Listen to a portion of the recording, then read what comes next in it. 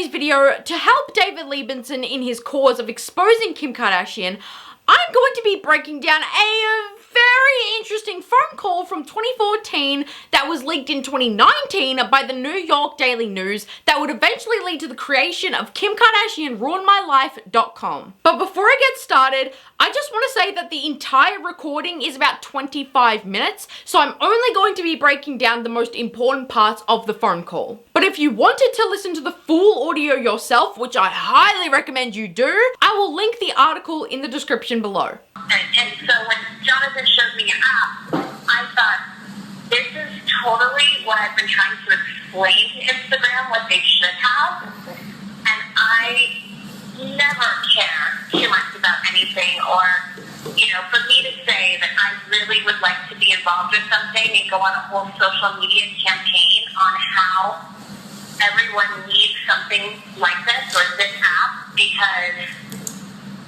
this will change the world and people's self-esteem, and I'm so tired of bullying, and going on a bullying campaign is what interested me with you guys.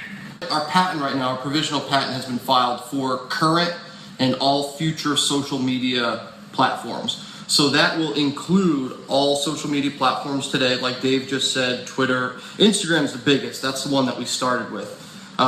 So anything else that was created from this point forward that would want to use this process of automated comment control would have to involve us once this patent gets actually, as of right now, before the patent is cleared, it may take 2 years, but even Microsoft, Apple, Google, they can't even come in and implement this, Instagram, they couldn't implement our code without going through us somehow or another.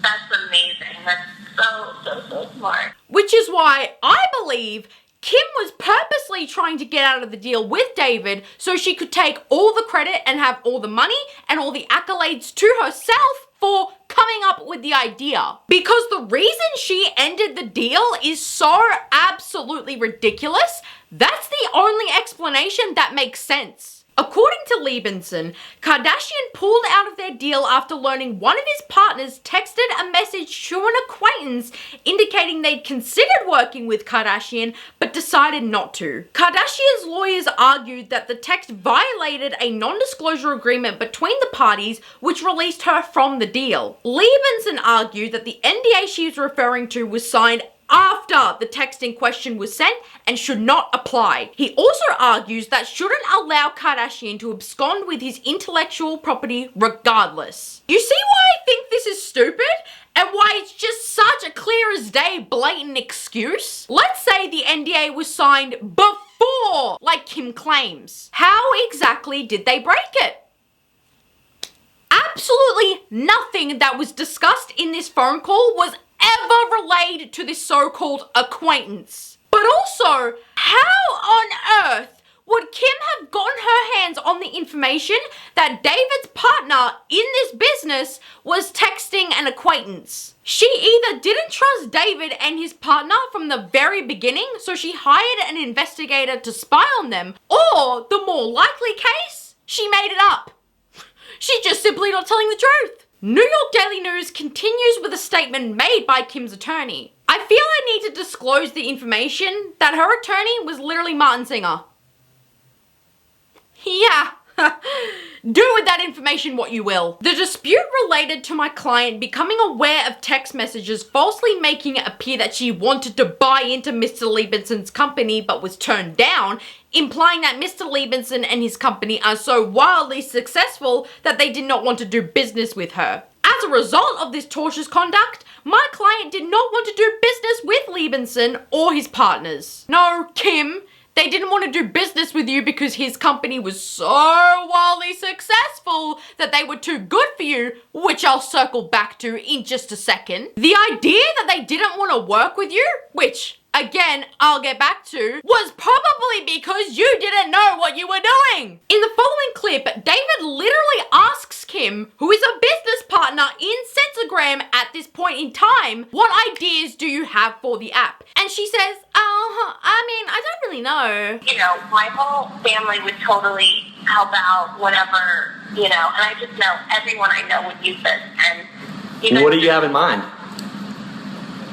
I mean, I don't really know. I haven't thought about it. I just know that when I really believe in something and I'm,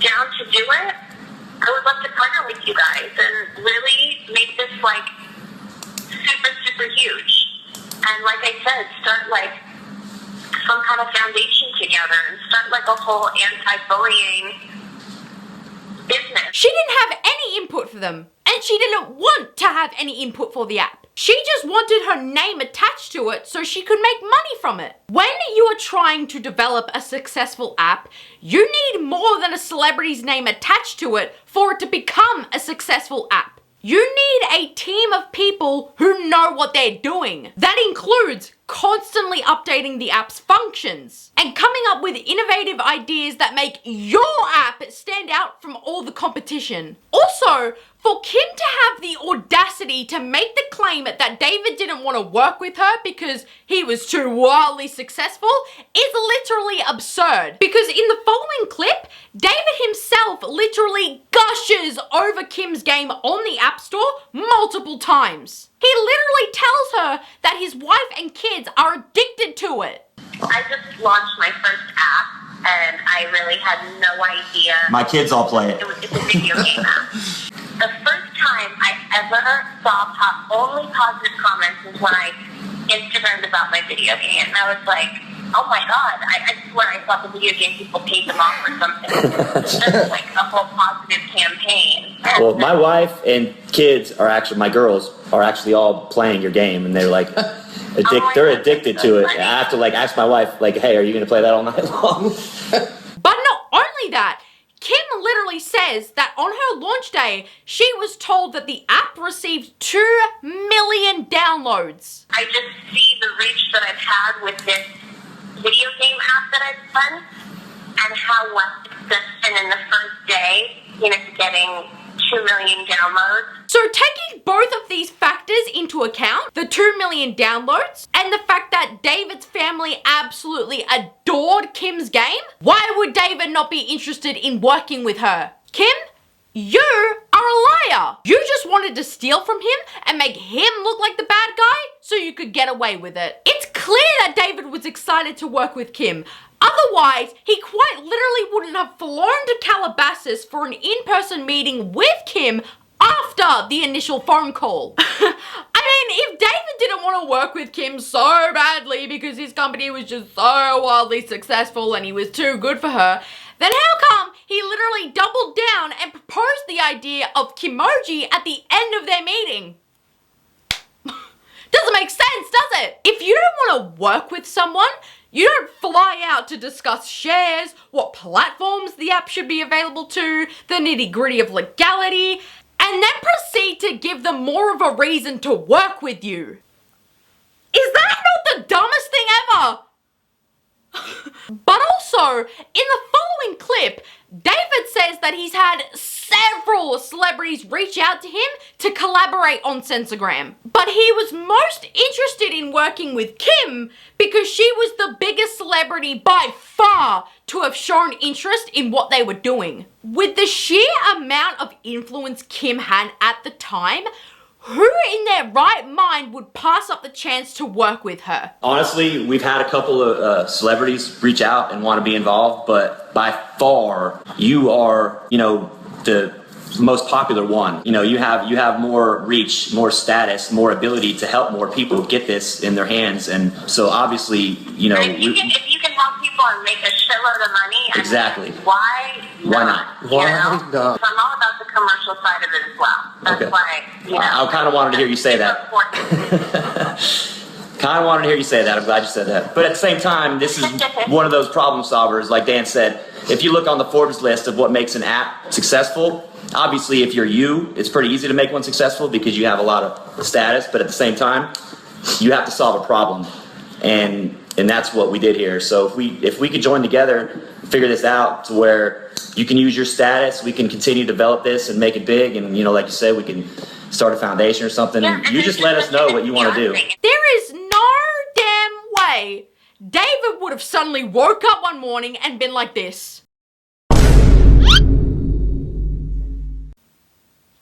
Are you kidding me? But if you look into the official court documents of this case, it says this. Kardashian West's attorney Todd Wilson later explained that Kardashian West received a screenshot from Mr. Shankar's acquaintance, allegedly originating from Mr. Shankar. Kardashian West used this as an excuse to cancel the partnership. The following day, on August 15, 2014, Kardashian West, through her attorney Martin Singer, sent Lee Benson, Mr. Shankar, and Mr. Rice a letter stating that they caused Kardashian emotional distress and defamation in excess of $5 million. Kardashian West also sent a settlement agreement and mutual release whereby Kardashian West would release Lee Benson, Mr. Shankar, and Mr. Rice from the $5 million potential lawsuit if they walked away from any future development of Kimoji. Kim! In emotional distress! For what? Fraud? Theft? If anything, David and his team were the ones in emotional distress. Manipulation at its finest, ladies and gentlemen, because Kim gave them no other choice but to comply. It was literally a threat. It was either agree to my terms or I'm gonna sue you for all you're worth. I contacted David myself on TikTok with a few questions which he happily answered efficiently. So before I get into it, I just want to extend my gratitude to David for taking the time out to chat with me. Mwah! When Kim had asked you if you had filed the trademark, did she sound happy and or satisfied when you answered no? According to an article written by Stuff.com, Kim was upset about alleged screenshots circulating including information about her use of Sensorgram, which is why she cancelled the partnership. Can you recall what this screenshot included, if this even exists? Do you believe that Kim purposely used this so-called screenshot against you or acted more upset than necessary just to get away with stealing from you? Kim was very happy throughout the phone call, saying everything is great and we're moving forward with the projects. Then, at the end of the call, she nonchalantly asked, by the way, have you guys already filed the Kimoji trademark? When we said no, we wanted to do it under our new business, she said don't worry about it and that their team would handle it with some other stuff. The screenshot was of a text between my partner Narayan and his friend at the time Alice, bragging saying Alice's dream girl wanted to partner. Alice was a huge fan of Kim. After that first call, Kim called right back 5 minutes later and said in a whole different demeanor, who's Ryan and why is he sending my private information all over Chicago? Alice lives in Chicago. We had no idea what was going on. She knew who Narayan was because I introduced him via email as Narayan and none of us used his nickname Ryan. The only way she would have known that is with the Alice text because her nickname for Narayan is Ryan and was saved on that text as Ryan. Our attorneys caught her in that fraud and it's what triggered the settlement offer of $150,000 and 5% of Kimoji in the future. Because you co-founded Sensorgram and created Kimoji, it seems like you just have successful idea after successful idea. But could you ever see yourself returning to your old position if given the opportunity? Or has Kim destroyed that passion of innovation for you? Have you had more ideas since your situation with Kim? And if so, do you think you would ever trust another person ever again to share these ideas with? Or has Kim traumatized you? I am definitely still the same person and I have a ton of great things I'd love to accomplish someday. Once I get what I rightly deserve out of all of this, I intend to get back at it. Through the years fighting through all of this, it's made me realize I want to help other small businesses dealing with predatory business practices from the elite. On the topic of smaller businesses, do you know any other small business owners who have suffered directly because of Kim? If so, would you encourage them to speak out like you have, or are you aware of just how dangerous it is to be exposing a global superstar with a net worth of $1.2 billion and that caution should be taken? To be honest, there's been a few that have reached out already with similar experiences with proof. So this momentum will continue to grow. Major media interviews are already done and lots more in the works. Once my platform is big enough, I'll be helping them have a voice too. Would you have any advice for younger people in your field? And have you felt any fear while speaking out? Are you worried Kim will eventually try taking you to court again because of your cause? My advice is to not follow your attorney's advice blindly. Question them. I've definitely gotten a few threat emails, but I'm being careful. As far as court, I hope they sue me or have to reply. That will just bring more attention to this. One more thing I'd like to add is that at the very end of the New York Daily News article, they write this. Singer alleges that Benson's decision to tape the conversation calls his character into question. That has got to be the single most dumbest thing I have ever heard from someone who has been in law for over 30 years. As a lawyer, your entire career is built off of proof and evidence to help support your clients and win cases. If you're making a massive deal with an A-list celebrity, of course you're going to document the entire conversation.